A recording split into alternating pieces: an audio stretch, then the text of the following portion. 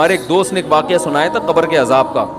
مجھے یقین نہیں تھا. میں نے کہا ایسا نہ ہو ان کے دماغ میں تخیل ہو. تو میں نے اس کی تصدیق کروائی اس علاقے میں, اس گاؤں میں, اور لوگوں کو کال کر کے پوچھی ایسا ہوا. انہوں نے کہا ہاں ایسا ہوا ہے. تو پھر مجھے یقین آیا. وہ قبر بار بار نا اس کو نکال کے باہر پھینک دیتی تھی, بندے کو ڈالتے تھے قبر میں. اس نے بہت سے علماء شہید کروائے تھے نالائق نے.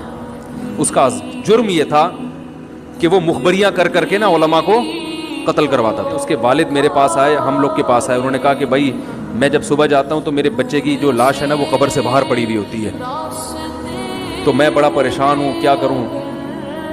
تو ہم پھر دفن کرتے ہیں تو اچھا قبر بالکل صحیح ہوتی ہے اوپر سے, اور وہ بندہ باہر ہوتا ہے, وہ دوبارہ بند ہو جاتی ہے قبر. تو ہم بڑے پریشان ہیں, کیا کریں. یہ کوئی شخص شرارت کر رہا ہے. تو کہہ رہے ہیں, ہم نے کہا بھائی ہم تو نہیں کر رہے شرارت. کہا تو اگر دوسرا ہم شرارت کوئی کر بھی رہا ہوتا تو قبر کو کھودی بھی تو ہونا. تو تم, انہوں نے کہا پھر یہ مشورہ انہوں نے ان کو دیا کہ تم ایسا کرو, لڑکا جو قتل ہوا, جو مرا تھا نا, جو قبر میں تھا, جس کی لاش باہر, نوجوان تھا, وہ بڑا مخبر آدمی تھا, وہاں کے گاؤں کے لوگوں نے بتایا. تو اس کی لاش جب باہر پڑی ہوتی تو باپ اور بھائی کو لوگوں نے مشورہ دیا اس لڑکے کے کہ تم لوگ رات کو قبرستان میں جا کے بیٹھ جاؤ,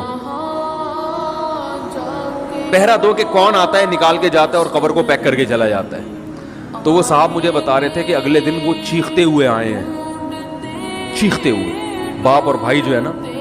کہہ رہے ہم نے رات کو منظر دیکھا کہ پہلے ہمیں رات جب اندھیرا ہوا ہے نا تو قبر کے اندر سے چیخنے کی آواز آئی, اور ہمارے سامنے قبر کھلی ہے تو ہم نے اس لڑکے کو دیکھا کہ آگ جل رہی ہے اس کی لاش پہ, اور وہ ایسے ایسے اپنے سر کو پیٹ رہا ہے. کہہ رہے ہم تو خوف کی وجہ سے بے ہوش ہو گئے, ہمیں نہیں پتا اس کے بعد کیا ہوا. ہوش میں آیا تو وہ لاش باہر پڑی.